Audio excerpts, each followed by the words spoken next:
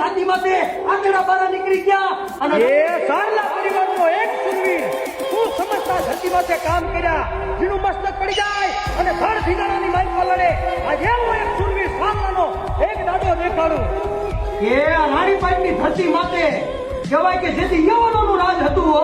અને ત્યારે કહેવાય કે ક્ષત્રિય ઠાકોરનો દીકરો સારલા અટકનો એક સુરવીર હો, જેનું ખાટલિયા દાદા નામ છે.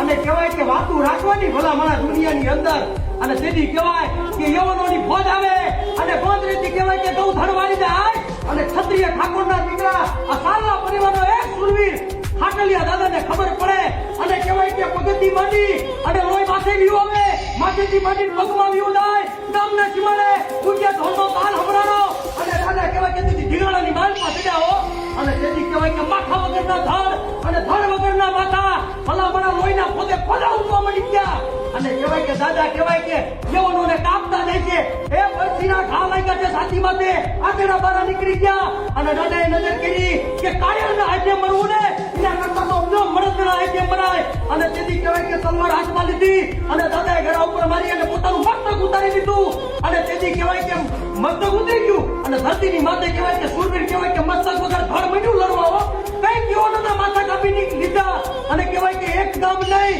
બે નહીં પણ ભલામણા 30 કિલોમીટરના પલ્લા કાપી ગયું તું ધડ. એવો એક સુરવીર સારલા પરિવારને